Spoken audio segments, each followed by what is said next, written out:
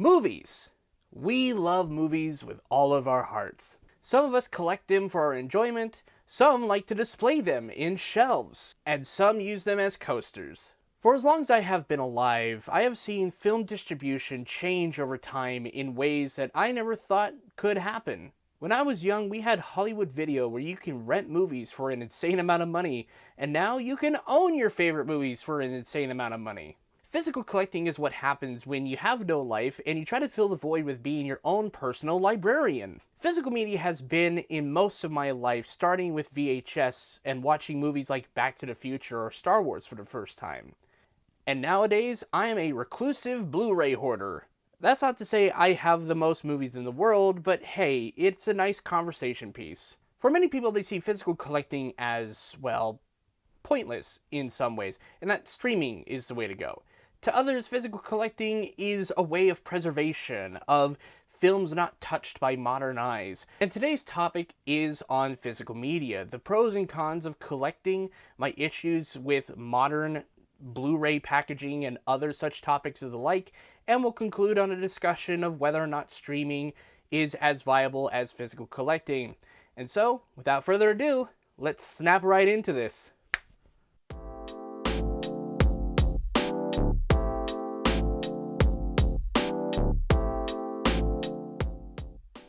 If someone were to come up to me and ask me, Nick, how do I get started into physical collecting? All I have to do is just look at them and say, are you kidding? Just collect whatever you want. Here, have a copy of Mouse Hunt for $5. It really isn't that complicated. You just find films and TV shows that you like and admire and you just kind of buy it. But there are plenty of things to know. Firstly, are you wanting to buy it day one or wait until the price drops? Is it a standard release, or is it something from a boutique like Criterion?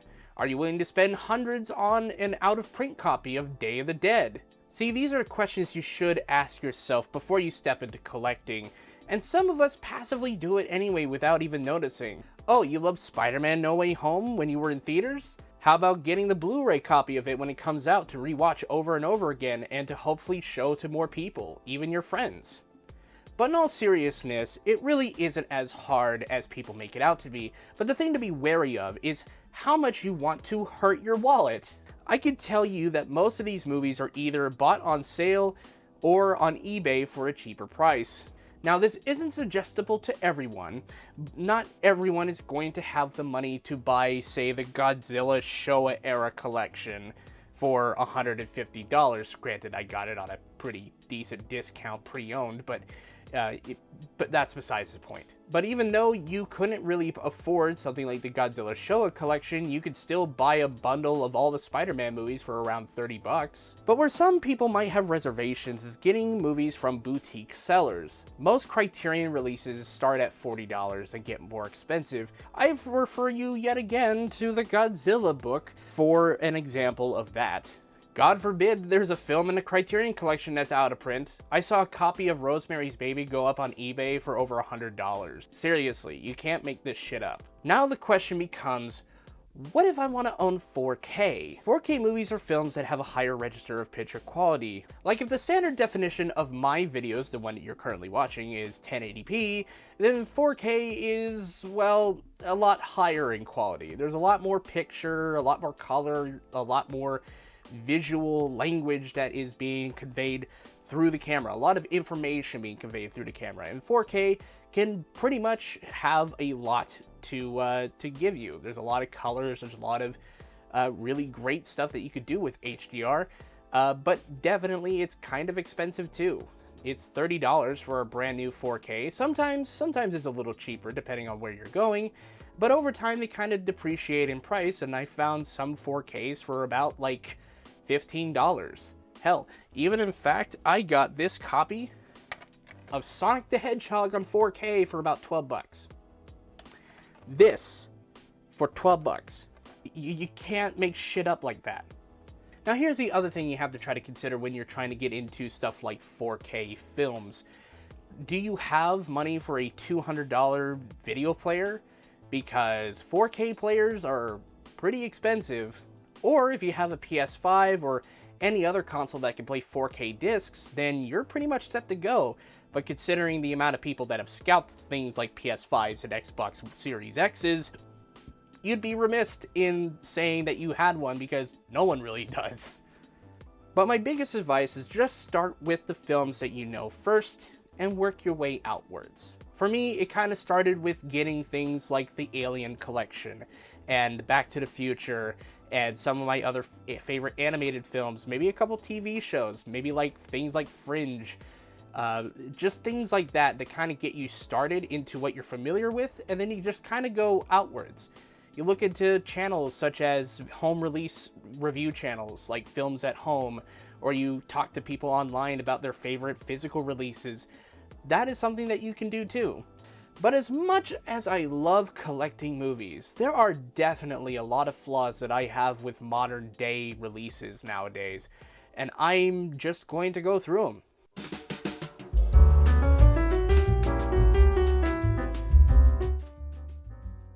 What is this? Here we have come to the first thing I find wrong with modern physical releases, and that is the cover and packaging. When you go to the store or shop online, the first thing anyone notices is the packaging. It usually tells you what the show is and the general feel of what you're about to be in for when you purchase it, similar to film posters. But all too often I've seen this trend where it's just characters on the front of a flat background like this Chicken Run or Prince of Egypt. If you have seen either of these films, you would probably find more interesting or compelling images to draw from to better market the Blu-ray. Instead, it seems like the approach when selling these items is the same as how they view their intellectual properties. They don't care for the actors, they only care for the characters that they get to play with in the toy box. Sure, some people may enjoy the simplicity of it all in terms of just, oh, it's just the movie, it's just the characters, I don't really care about the box art, I'm just here for the movie. I think that's fine, but I also think that studios should, take better care to kind of like express what these movies are instead of just, here's two of the characters from the movie, have fun. To me, this type of style is just lazy to me. But hey, at least Disney didn't do... You've got to be kidding me! At least these have some sort of textured background, maybe some identifiers for what the movie is aside from the title, but come on, why do you do this to Marvel? During the 10th anniversary of the Marvel Cinematic Universe, Disney decided to release 4K prints of these movies, which by the way aren't native 4K and some are upscaled from 2K, but beggars can't be choosers. But these are what they ended up looking like. I mean, at least it understands who we're going to be watching, but hey, they could have made this release more exciting. Maybe the covers could have been comic book cover inspired, or maybe have the spines line up in a way that reveals a cool image. Oh wait, this is the ever popular Infinity Saga collection. Too bad it's $500 on Amazon and thousands more on eBay. What I wish more companies would do is look at what they are trying to promote and say to themselves, how do we find the uniqueness in the packaging of these films and give it to us? Well, this is where I introduce you to some good ideas. Take for instance this Gravity Falls set from Shout Factory. Shout Factory unfortunately does have some of the same issues with packaging as some of DreamWorks or Disney's releases, but with this one they did something really special. The show is bundled in 3 different volumes, each designed like one of the 3 books in the show. Obviously, Volume 1 and 2 are the 2 seasons of the show, but Volume 3 is all the bonus material for the show.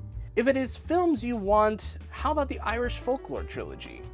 This is probably one of the more unique releases in my library, as not only is the packaging sturdy and eco-friendly, but the design and overall feel of the book feels like it's an illustrated book with each film getting their own page and a small illustration behind the disc. This one also comes with a bonus disc for the behind the scenes of the films, and it includes a small book about the making of the trilogy. Even things like the Godzilla collection or even the Midsummer Director's Cut have very unique packaging that goes into detail a lot of the behind the scenes stuff. But if there is just one type of packaging I literally can't handle with, it's digibooks. Where the Irish Folklore Trilogy made it easier to get movies out without scratching the discs, things like the Jurassic Park collection or the Back to the Future collection make it tedious to get the films out to watch them. But what is worse is what they did to the Indiana Jones 4 film collection. The cover looks nice and all, but when you flip it out and there's this flimsy, thin cardboard with plastic holders, they did this with Apocalypse Now and it's also made me upset. I'll give some points for the art that is printed on these things, but the material is so flimsy that you might as well pick up a steelbook of the films instead. Unless they are snagged by scalpers. Where's the beef? So let's say you finally pick out a movie you want to watch. You go, you put it into the player of your choice, and you sit there and you're like, I kind of want to check out the bonus features of these movies. And so you get to the bonus features, and there's nothing there. Another problem that I see a lot with modern releases is the lack of bonus features. Back in the day, movies would have bonus features out the wazoo with commentary tracks, deleted scenes, bloopers, behind-the-scenes documentaries, you name it. It's not like they don't ever do it today, but it seems like more and more releases have big studios kind of skimp on big bonus features and have featurettes that they also put onto their YouTube channels. Or hell, not even put anything other than a trailer for some releases. You want bonus features? How about this? This is the collector's edition of the Lord of the Rings trilogy. Peter Jackson has made a big influence to so many filmmakers because of the huge amount of bonus material he has put into his physical releases. Like, he is enthusiastic to share his world with you. Like, look at all this bonus material for the trilogy. Or how about for a singular film? This is the Wizard of Oz 75th Anniversary box set. This thing has discs upon discs of bonus features that you could spend days learning the history of not only the movie, but the wider cultural impact of the books and the film. Criterion usually has a great selection of bonus features when it comes to their own releases. Things like commentary tracks from filmmakers or historians bringing context to the film you're watching. They'll even include television specials that bring context to the time period for which the film was released. For The Great Dictator, they added a television documentary that examined Chaplin's hatred for the Nazi Party and America's silence on the matter. That's not to say that every Criterion project is perfect, but it's the bonus features that count. For me, what got me into filmmaking was the behind the scenes for Revenge of the Sith. I'm not joking. In comparison to things I saw as a kid, the only things I vaguely remember watching to get inspired were the making of the Back to the Future trilogy at the end of the anniversary VHS set, and the DVD documentary for Revenge of the Sith's production. I'm saying that most modern releases seem pretty adverse to putting any type of behind-the-scenes material for fear of, I don't know. Maybe the production costs are a little bit too much to try to put into a release. Maybe there's not enough room on the Blu-ray discs. But that doesn't seem to matter in the case of like 4K discs because there's a lot more room on those discs. It is admittedly a small charge to try to put these things onto a Blu-ray, but think of how many people would be interested in a tell-all behind-the-scenes disc about the making of the Infinity Saga. I guess we have a big book that details the production, I guess, but wouldn't it be cool if that was a thing?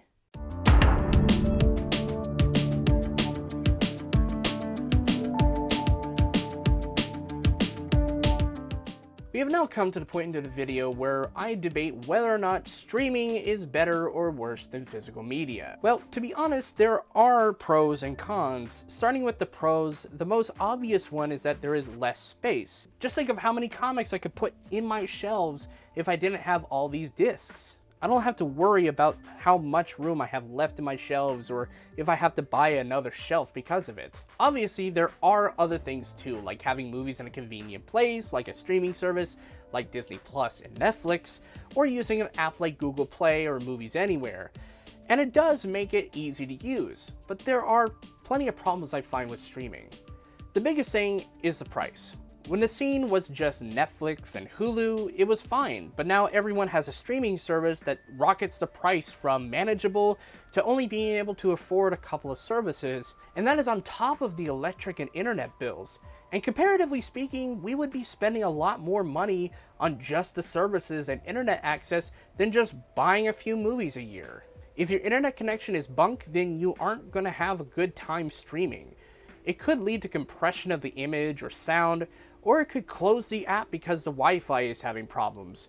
Maybe in the future the internet gets better, but until then it isn't fully the best. Plus the picture quality is always kinda worse. Look at all the pictures comparing the use of 4K on Disney Plus versus the Blu-ray itself. There's obviously a difference in quality when you look at them. But let's say you have the best internet in the world. Let's say you have the best everything. You have all the services you could ever possibly need. Do you have access to everything? Not really.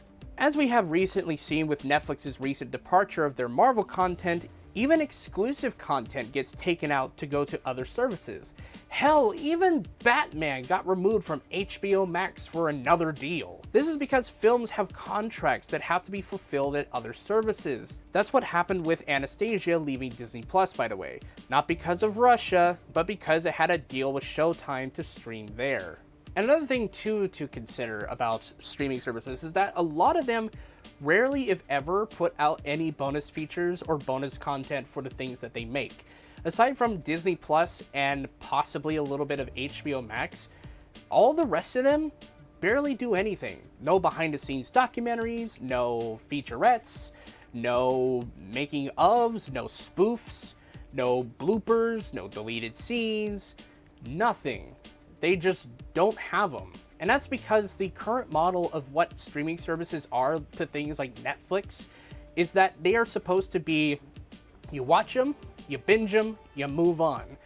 They don't really care for presenting how the craft is, more about, hey, let's just conveyor belt this into your eyeballs. Even purchases on iTunes or Movies Anywhere sometimes lose contracts as well. Just because you digitally own it doesn't mean that the service of which you purchased it wouldn't remove it at some point in the future thanks to the user agreement you signed to. This is why it is important to own your films and TV physically, because you never know whether a movie or a TV show you want to watch will leave the service of your choice. And sometimes the only way to have watched the film anyway is on one service. Imagine if that film doesn't get another contract anywhere else. It gets lost to time when the contract is expired and they don't re-up the contract. Yeah, it happens. Which brings us to the biggest argument that I have personally against streaming services, and that is film preservation. Preserving art is pretty important, and unless the film or TV show is purely exclusive to the site, then it could get lost to time. Granted, not everything has become digitized as well, but having it in your hand is a reminder that the film exists.